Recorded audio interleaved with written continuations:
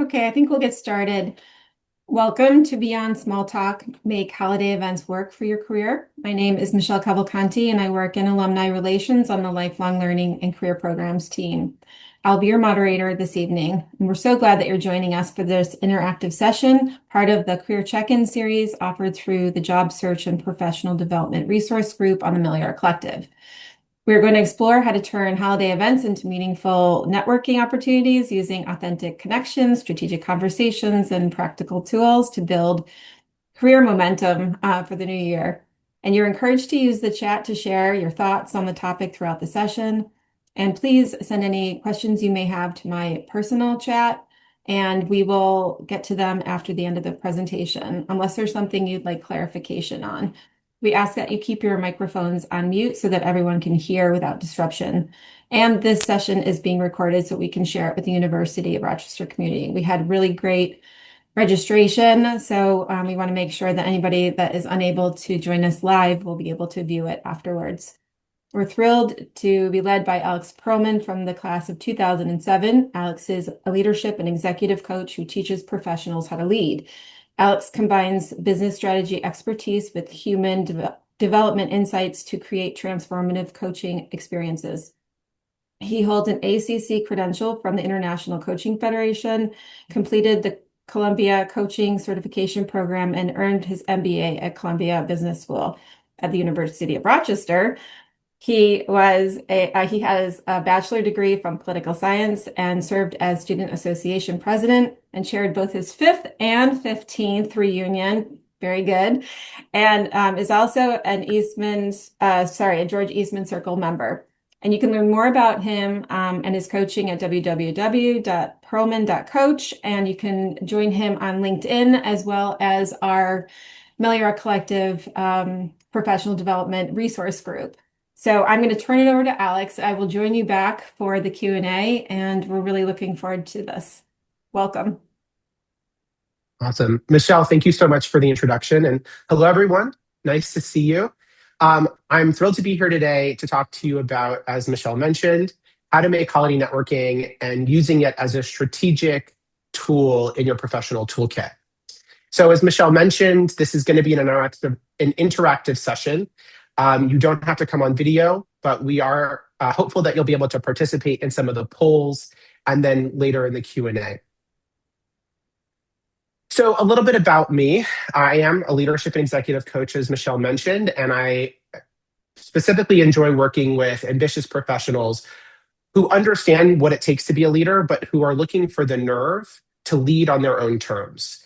And my background, first as an educator turned consultant, I'm really practical about how I use human development, adult learning, organizational culture, business acumen, and leadership development across the corporate and nonprofit sectors. And I've been able to do that across the US, across parts of Asia, and I do that currently from where I live now in the Pacific.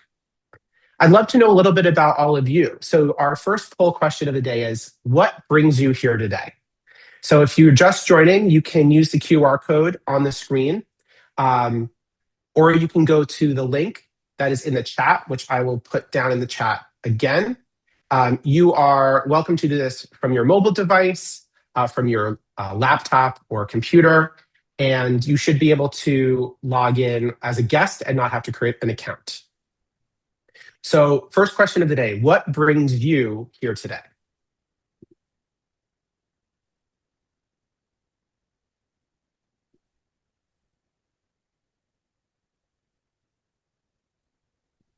All right, so we've got, all right, learning more networking tools. Excellent. We've got about 14 folks on the call today, so maybe getting a few other participants.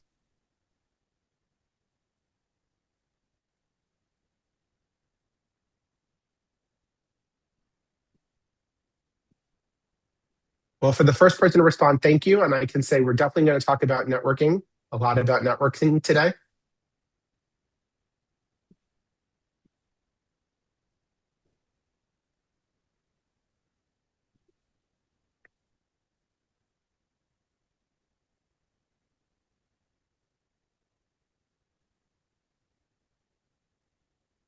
All right. I'm terrible at small talk. Okay, we can talk about that. That's great. We'll cover a lot about how to deal with small talk.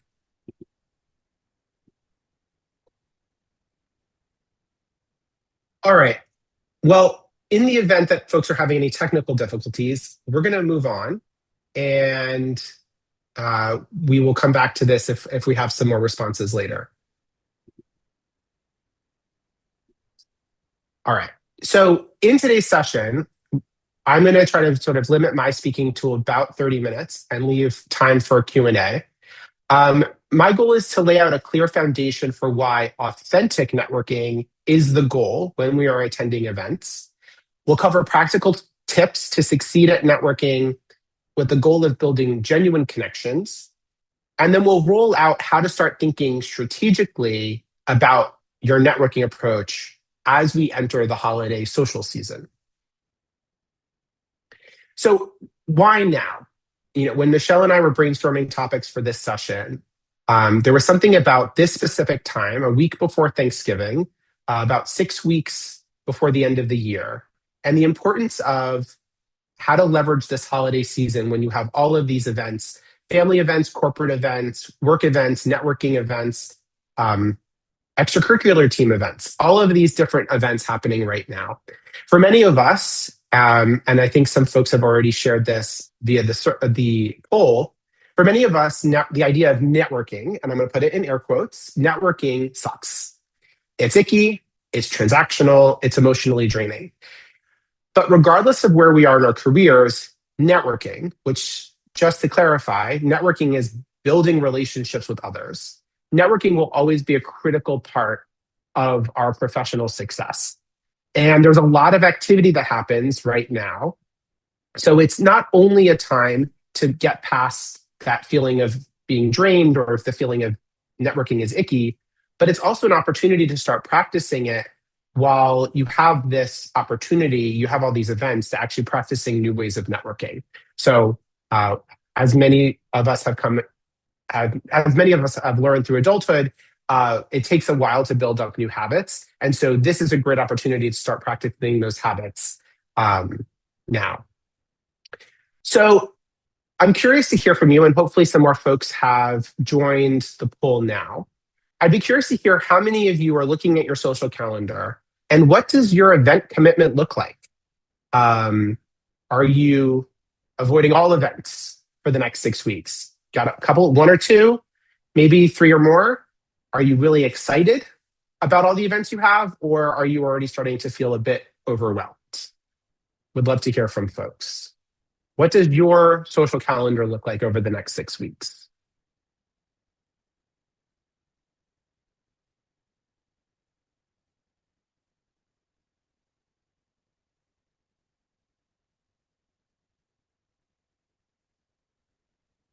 All right.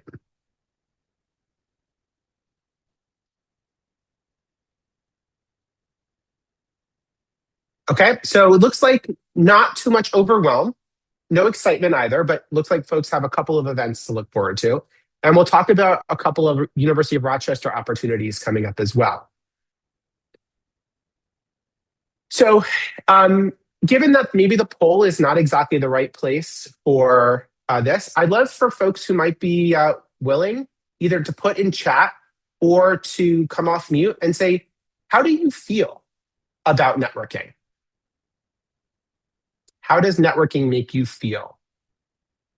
And you can either respond on the poll or put it in chat or come off mute and share aloud. Overwhelmed. Awesome. Thanks for sharing that. Yeah, networking can definitely feel overwhelming. What else? Fake? Got you there. Yep. We'll talk a little bit about fake and inauthentic. Okay, requires doing too much.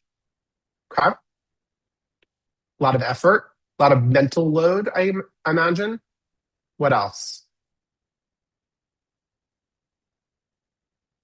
Awkward, fake, stressed but necessary. Okay, I appreciate that. A little nervous, but love connecting. Great. So acknowledge the nerve, but there is an opportunity for building connections with people. That's great. Finding it hard to build meaningful connection. Okay. Appreciate that. Do another 15 seconds. Anyone else want to jump in? How does networking make you feel?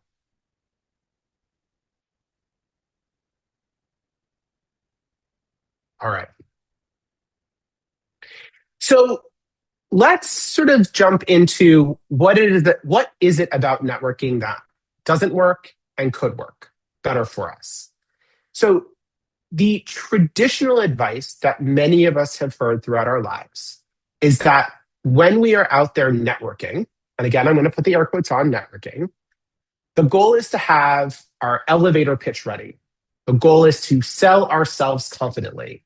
The goal is to work the room and meet as many people as possible, to make sure other people remember you, to collect as many business cards as you can. I imagine this probably all sounds familiar to folks here on the call today. And honestly, this is what a lot of networking books, career advice, well-meaning mentors have shared with us. And to some degree, this advice may have worked in the past. And there is a logic here. It makes sense because if you want people to hire you, they have to know you and they have to be impressed with you, right? That's kind of the basic logic of the traditional advice. But this traditional advice backfires on a human level, specifically when it comes to a neuroscience definition of how humans should be interacting with each other. So there's these. So the goal of if traditional networking backfires on us, the goal of authentic networking is to build connections and genuine connections with folks in these high pressure situations. I'll tell you a quick story about a client that I have. I hosted an event last month, and my client was doing an amazing job getting to know people, building relationships, telling stories about herself, listening to other people talk, and asking great questions. And eventually, I was able to introduce her to someone at the event who was in her same field. And my client was at that time looking for a job. As soon as I made the connection that this person might have something to give her, my client's complete persona changed. She immediately went into pitch mode. Her body language changed, her tone of voice changed. The light and enthusiasm that had been in her body earlier had gone away. And she was like, I've got a mission and I have to sell. And I could tell from the person I introduced her to that wasn't working. That energy that she was giving out was backfiring. And so what it helps to understand the neuroscience behind the networking and why these interactions happen. So for any of you who are BCS majors, you all are probably the major experts on this, and I apologize if I butcher any of it. So thank you in advance for your kindness. But so from the perspective that I have from from a human development and adult learning, is we have these neurons in our brains that are effectively called mirror neurons, and effectively, when we see other people doing things, we get the same effect as if we were doing that ourselves. So, for example, if we see someone smile, our brain processes that smile as if we were smiling. If we see someone in pain, our brain simulates that same connection about the pain. And this is a origin for why we as humans have empathy. So mirror neurons also can detect inauthenticity or fakeness, as someone put in the poll.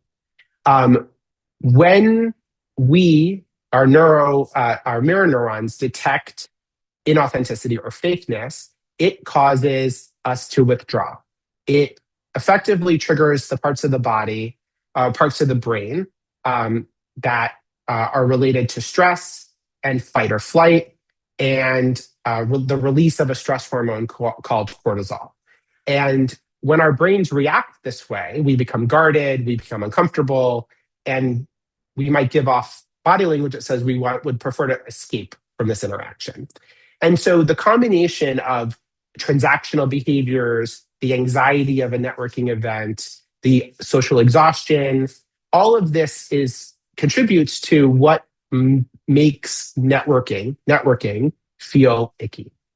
So if that's where the current advice, traditional advice gets us, what is it that we would prefer to have? And so that is looking at our brain chemistry and thinking about how does that lend itself to make connections. So authenticity is the goal here. And then we'll talk about what authenticity means in practice. But the goal here is to get the mirror neurons to reflect calm, openness, and interest. And so when we can make a genuine connection with someone, we can get their brain to release oxytocin, which builds trust, lowers stress, and they develop a positive feeling and association with you. And the oxytocin is the trust hormone, makes sort of if the cortisol made you want to withdraw, when you feel a rush of oxytocin, you want to lean in, you want to be more open, you want to sort of foster a deeper connection with someone.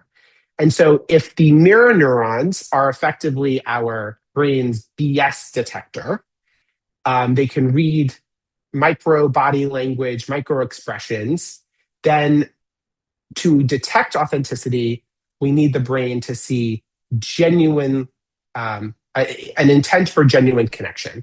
And this kind of concludes with you can't fake your way into tricking someone's mirror neurons. So in the beginning of this practice, and we'll talk about moving into this kind of practice, it may feel awkward and different to push yourself to be more, to pick up these behaviors that are more authentic and more genuine. Over time, this is a gradual process. Over time, the goal is to really feel it and believe it. And so that's what we're working towards. So when I talk about authenticity, authenticity can sort of manifest itself in three ways. And this is not an exhaustive list. This is Alex's sort of what it takes to have authentic interactions. So the first is active listening. The second is around curiosity and empathy. And the third is around genuine interest. And in this case, from a neuroscience perspective, I would say that authenticity is when your stated intentions match your actual intentions. So what you set out to do is what you actually want to do. Basically the opposite of being fake. But I also shorten it to think authenticity is caring about the conversation that you're in. It's caring about the conversation that you're in and not necessarily the outcome you're hoping to get from it. So when it comes to active listening, this is about your physical presence in a conversation and your desire to make the other person feel valued and understood. Curiosity and empathy is around encouraging open communication, and what happens to deepen the relationship by asking questions and contributing to the conversation. And genuine interest is about building on that authentic interaction that you're having and ultimately giving off signals that you care. And we'll talk a little bit more about we'll continue to talk about what these look like in action. So the goal of today's session is to sort of start with what the traditional advice is and move to what building authentic relationships looks like. There are three shifts that need to be made. We need to shift from, we have to shift and be present over pitching ourselves. We have to shift to be more curious and not just want to talk about our credentials. And we have to shift about making genuine connection rather than trying to collect as many business cards as we can do. And so then we'll go through those in more detail now. So when it comes to presence over pitch, this is about how we show up mentally and physically. So as we've laid out already, the science confirms that active listening creates an environment where others feel valued and understood, and because listening triggers positive brain chemistry. So in contrast, so if you're having a conversation with someone and you're looking off in the distance or trying to think about the next person you're going to talk to, or otherwise sort of not focusing on them, if you're distracted, you're going to cause the mirror neurons to fire and have that stress hormone release. And that will sour the way the relationship's going. So giving your attention is the way that you fire the correct mirror neurons, get the right neurochemical response, and you make your attention a gift to the other person in the conversation. And this requires thinking about where your attention's focused. Practical things like having your phone away, making eye contact, having body posture. Many of you have probably heard that if you're sitting there talking to someone with your arms crossed, it gives off a vibe of closedness. So how are you standing in an open and receiving position? How are you trying to zen your brain and not worry about what else is happening around you and giving your focus over to the person in front of you? Again, the goal here about being present is about making a person feel seen and valued. And that is how they build a connection with you. And hopefully they're reciprocating and doing the same thing for you as well. When it comes to moving to curiosity from talking about your own credentials, this is about focusing on what we talk about. So there is this very famous story about Ben Franklin, who had a political rival who really disliked him. Instead of trying to impress this rival or do him favors, Ben Franklin once asked him to borrow a rare book from his rival's personal library. The rival agreed because gentlemen were cordial back then. And when Franklin returned it a week later, he left a thoughtful thank you note inside the book. Well, from that point on, according to Ben Franklin, the rival became friendlier and stayed friendly and part of Ben Franklin's life. And so the insight that Ben Franklin takes from this story, and he shares, and I'm going to quote, Ben Franklin says, he that has once done you a kindness will be more ready to do you another. The translation here is, people like to do more after they help you. Yes, not after you help them. And that's the key here. When someone does us a favor, whether they like us or not, their brain has to rationalize doing us that favor. Why did I do that? I must like the person, or I must respect them, or I must think there's something valuable there potentially. And this is why asking questions becomes such a valuable tool when we are networking and building authentic relationships. Because when we ask questions, we invite the other person to share with us, to help us and share with us about their experience, their expertise. And in that sharing, their brain is saying, well, if I'm comfortable sharing with this person, I must like them, or I must see potential in liking them. And that's fundamental to building a connection. So when you think about this sort of Ben Franklin effect in action, good questions that we can ask. What's your take on this? How did you approach this challenge? These are really good types of questions that I encourage my clients to ask when they're on networking interviews or when they have an opportunity in an actual interview to ask questions. You're not just gathering information from these questions, but you're inviting the other person to make an investment in you, and thus to start building the rapport that you can then build upon. And so when it comes to questions, there are good questions and there are bad questions. So in a textbook situation, asking a person, what do you do at the start of a conversation, not a great question because it's got a limited answer. However, you got to start somewhere. So it's not just about getting the right first question out, but it's about building on a question with the right follow-ups. What do you do might be the correct entry point of a question when you meet someone for the first time. Wow, how did you get into that? What excites you about your work? What's been your favorite project that you worked on this year?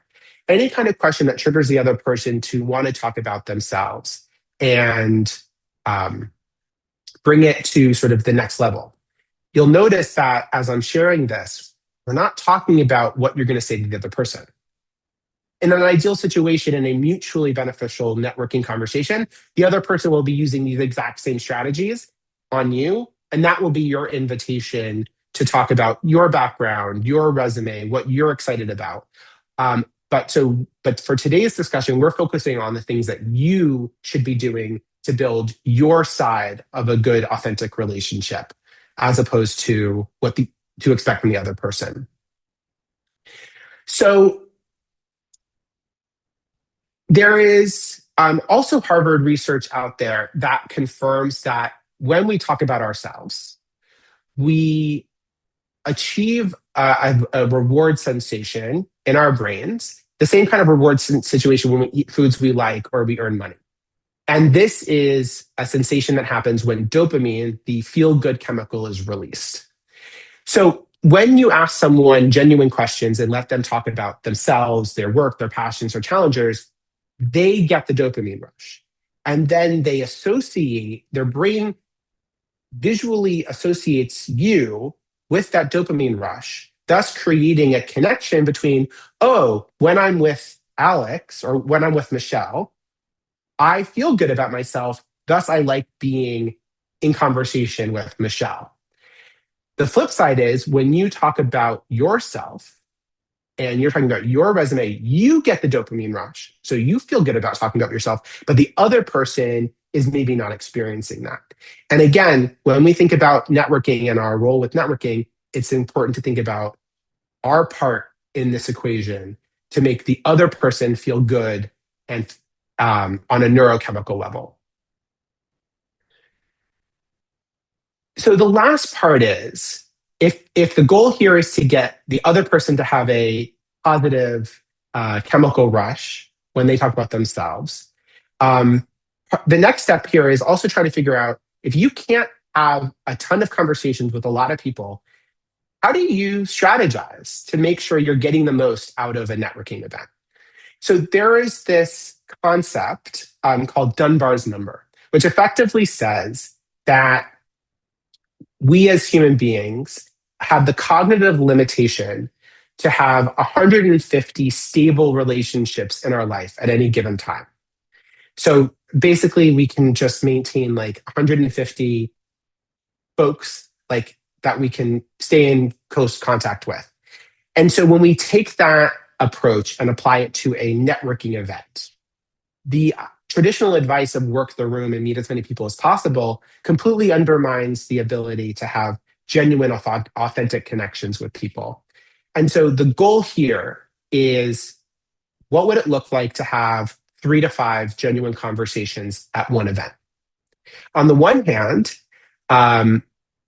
it can relieve a ton of pressure because if you set a goal of 3 to 5 things, that may be reasonable and achievable in a given evening or at a given event. The other part of this is if you have too many people that you then need to follow up with after a call, after an event, you don't necessarily have meaningful things to follow up with them about because you emphasized the collection and running up your numbers rather than building a genuine connection. And so there is this concept again of memory consolidation, that transition of short-term memory into long-term memory. The better the connection you're making with someone, with your 3 to 5 someones, the better connection you're making with that person, the more dopamine they feel about you, the more oxytocin and trust hormone that they associate with your presence, the more likely is that the memory of you is going to lodge into their long-term memory. Which also means that when you continue to build a relationship through follow-up, they are more likely to remember you and then think about you when there's maybe an opportunity to say, bring you in for an interview or make an introduction because you're the right fit for something. And so between Dunbar's number and memory consolidation, setting your focus on the 3 to 5 genuine connections per event starts to become a reasonable target. And so at an event, you've got your presence, active listening, curiosity going on. And then you've got the follow up as a tactical step afterwards, because the memory consolidation process is happening within 48 hours. So that 48-hour window to like send a thank you note, send a note to say, hey, it's great connecting with you. Would love to schedule time to finish our conversation about X, Y, and Z. That should be happening within 48 hours to really make the memory of you stick with the other person. So let's talk about how to make it actionable. So I've broken this down into three stages. So this requires, for someone who is trying to get better at networking and for someone who just does it well, you go in first by setting your intentions. Um, what is it you're trying to get out of this event? Are you trying to expand your network? Are you trying to deepen your network in a certain place? Like if you're if you're trying to make a pivot into a new industry, is your goal to find people from that industry? And then to the degree that you have an opportunity, research the folks that might be at this event, so that you might get a sense of who you might be looking out for, to make intentional connections with them. At the event, you're leaning into your presence, your curiosity by asking good questions, and trying to build genuine connection over running up your numbers. And then having a plan to follow up within 48 hours. And then in that follow up, referencing the conversation you had and even suggesting a next step. If you are a really intentional planner, you might actually say, okay, I've got an event at 6 p.m. on Wednesday.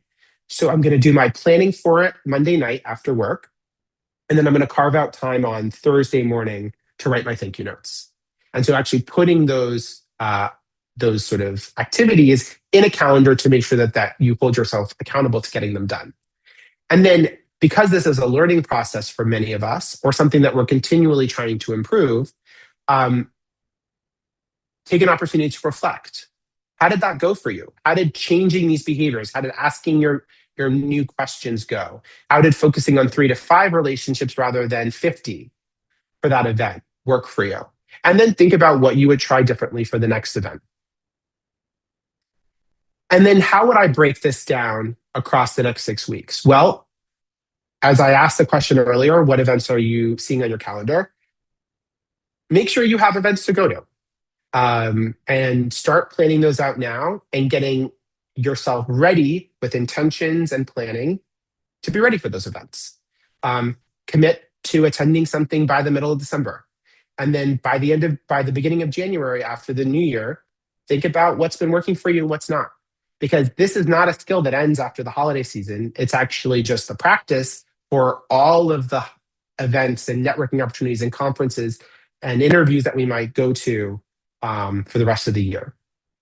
And I say the most important thing to do now is, regardless of where you are, think about these tips of building and practicing authentic conversations with people, practicing being present, practicing good questions, practicing curiosity, because you never know when you're going to meet someone who you would like to impress by not being memorable, but by making them feel valued in that moment. And so U of R has a number of events that to look forward to. And Michelle is going to put these events, links to these events in the chat. But there are U of R events coming up across the US and abroad where you could practice some of these skills. And then in June, the Rochester Connect events will come up. And so you'll have another sort of 6 months from now practice of these skills that you're building in development. And if you think about, if you do the reflection process, if you reflect at the end of January or in early January about how the holiday season goes, and then you reflect in June after the Rochester Connects events, you might actually see that you've improved how you approach networking and how you improve building authentic connections with folks. So as we sort of wrap up the formal part of today's presentation, I would love to hear from you. Either you can participate in the poll or you can put in chat. What is one thing that you might do differently at your next event? And as you respond to that, we will start preparing for our Q&A.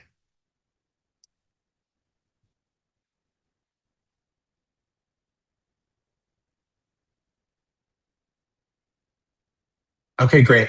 Thanks, Sean, for saying that. Leading with questions and not resumes. Wonderful.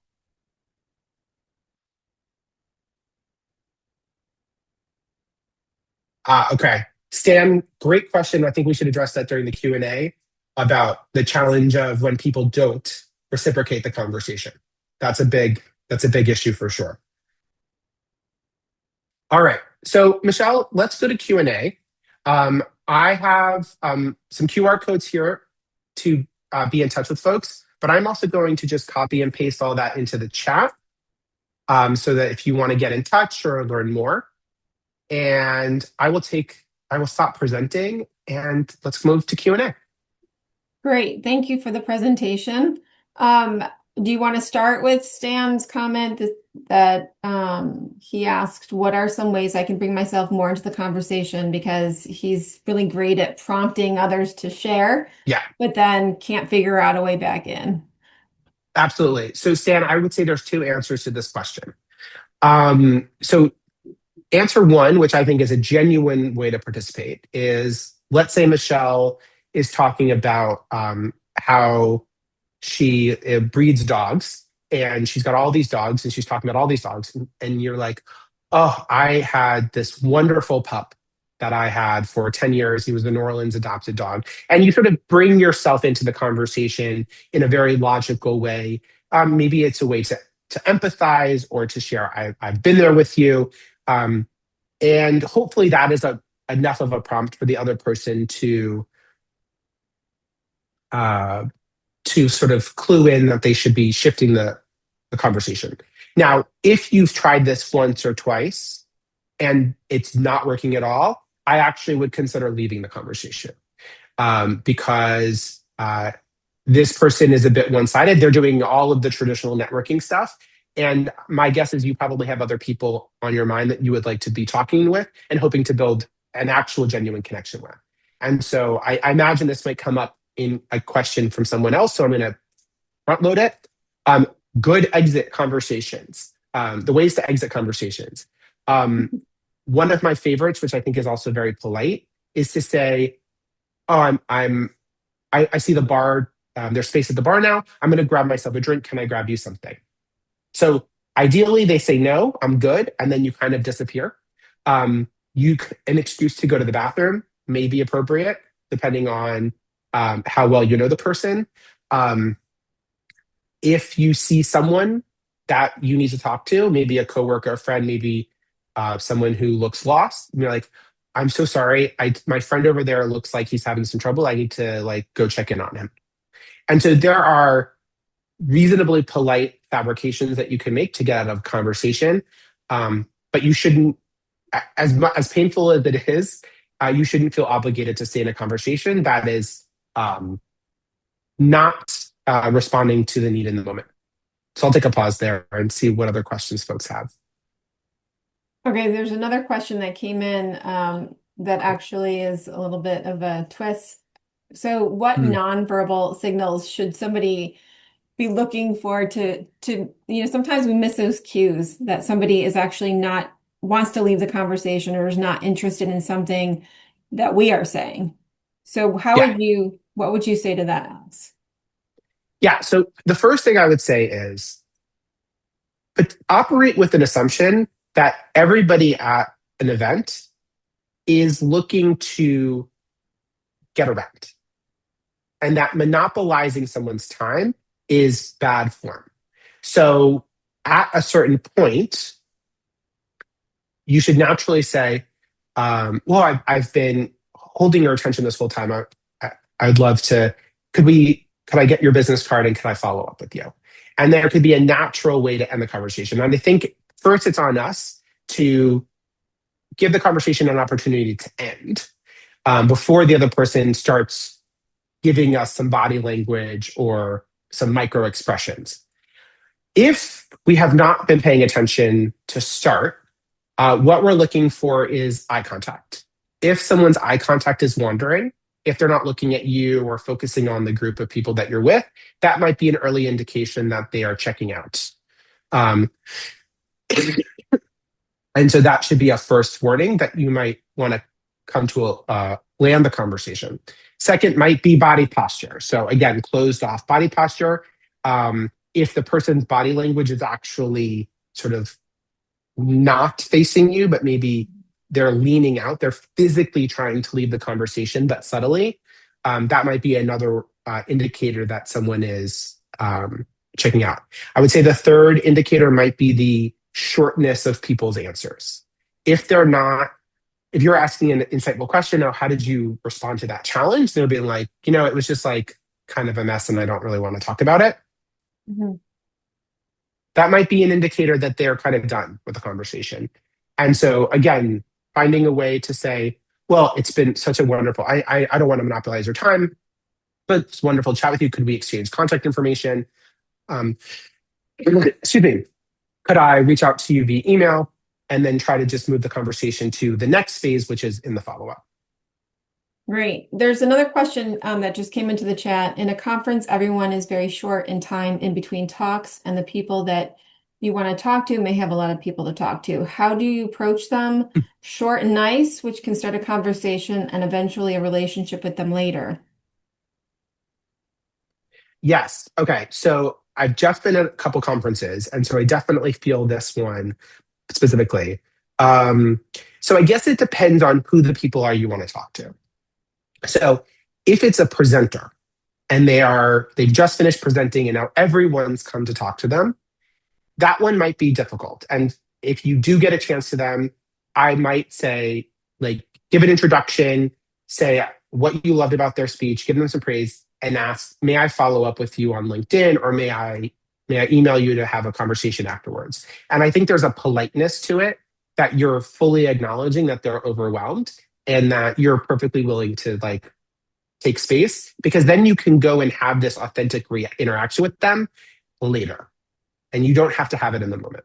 If the people that you're talking to, if the people you want to talk to at the conference are not presenters, for example, they're just other attendees, um, a lot of it will determine on what kind of situation you're in.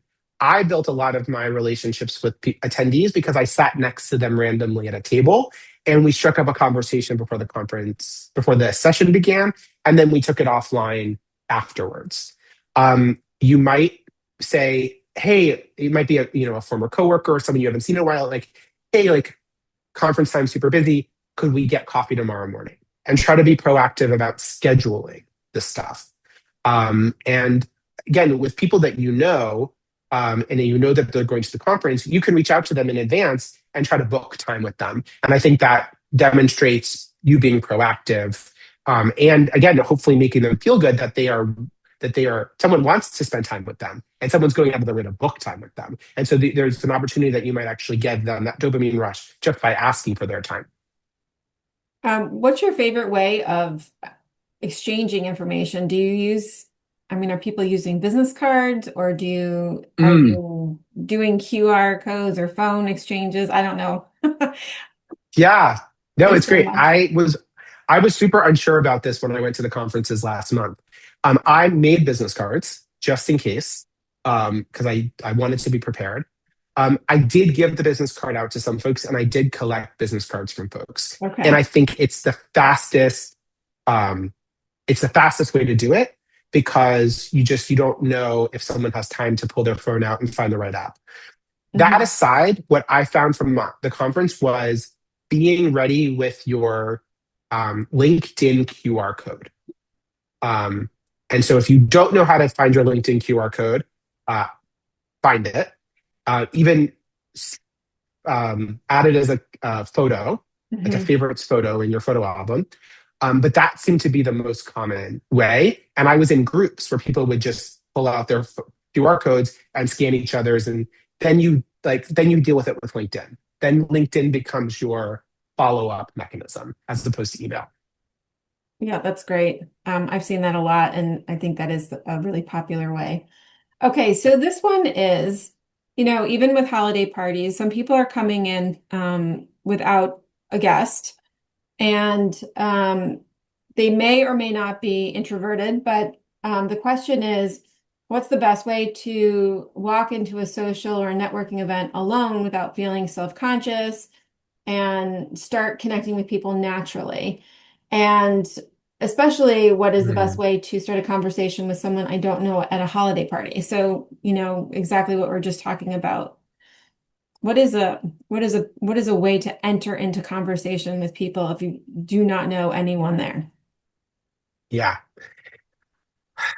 I think from the point of view of empathy, assume everyone else is equally awkward and uncomfortable, and muster up the courage to be the person who helps to break the ice. So if you do see someone,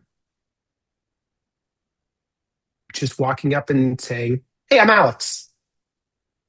It's the best first move. It is just, it's what people are there for. It's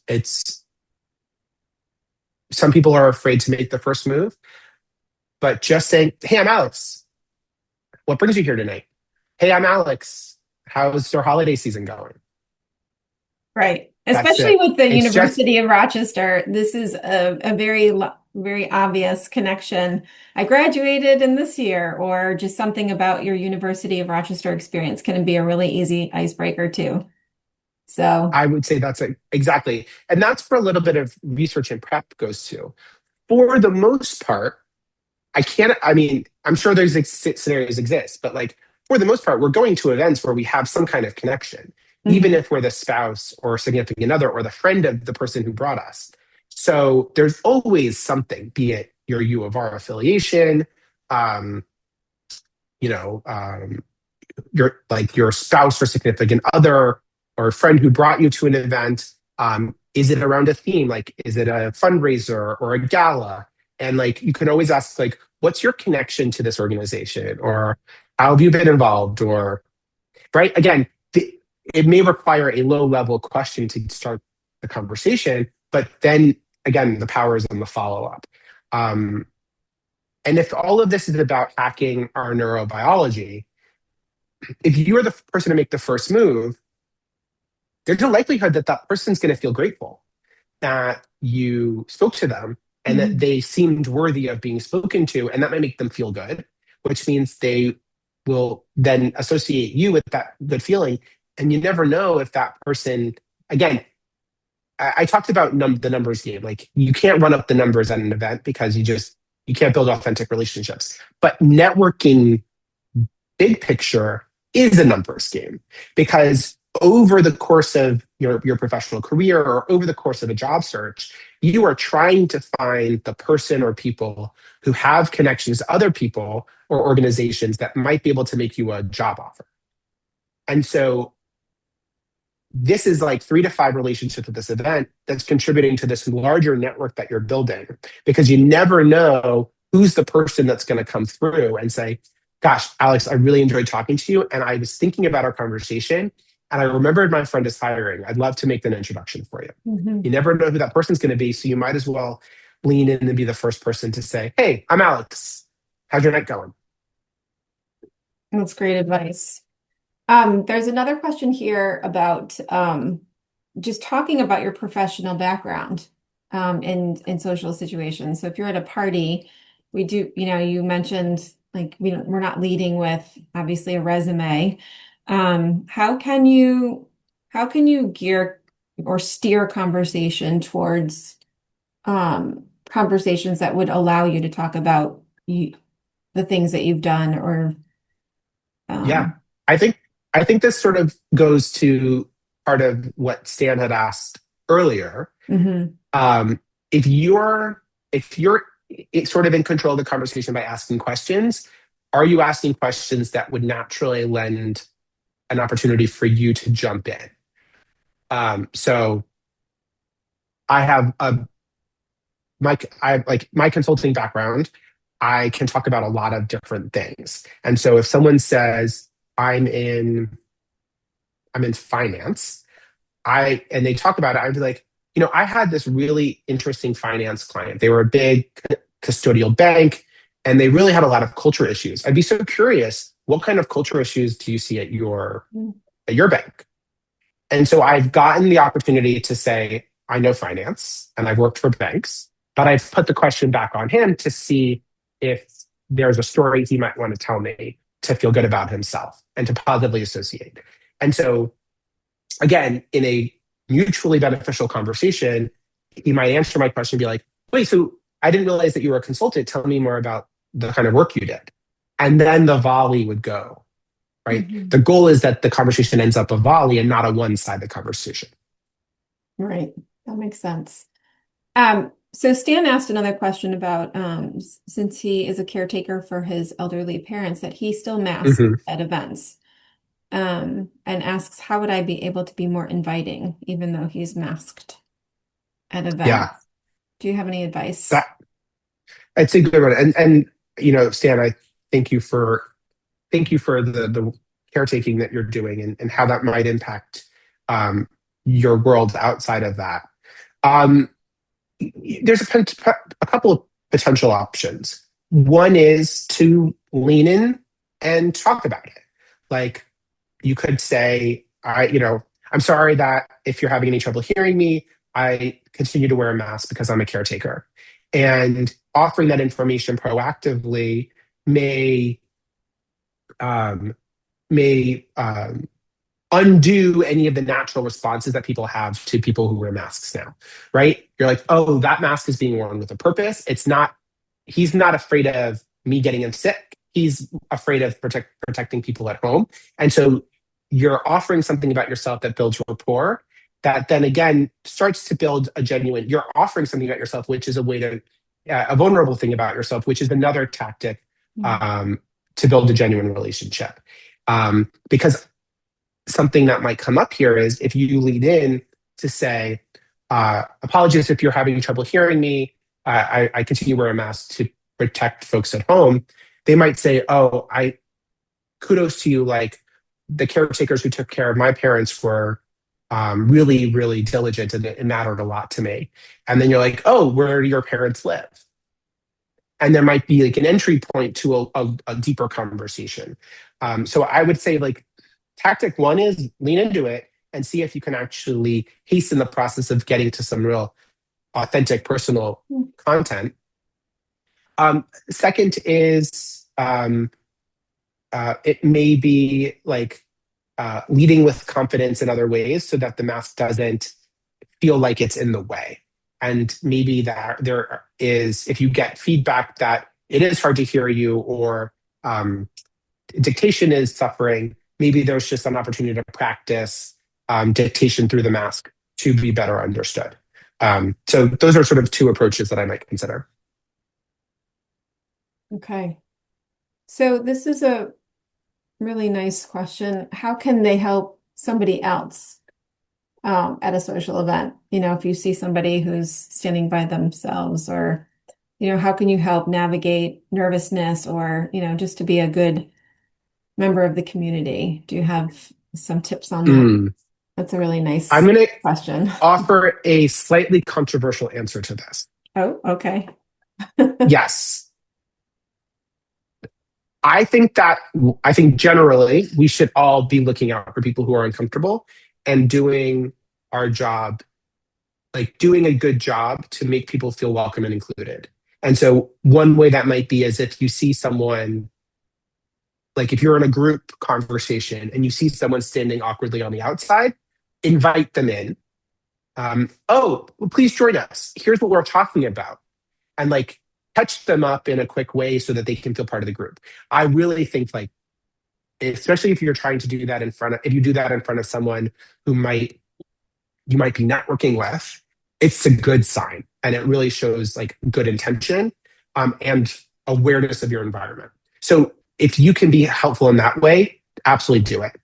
If you see someone standing awkwardly and you don't know them and you don't necessarily know what could happen as a result of being helpful, I think you have to make a decision about whether or not being helpful in this moment or going to the plan of networking, like what matters most. And that's, I think, where I'm calling it controversial because it's not necessarily the nice guy answer to the question, but like if you are on a mission to do something and build 3 to 5 genuine connections and going off and helping someone totally random isn't part of that plan, it's not necessarily your obligation.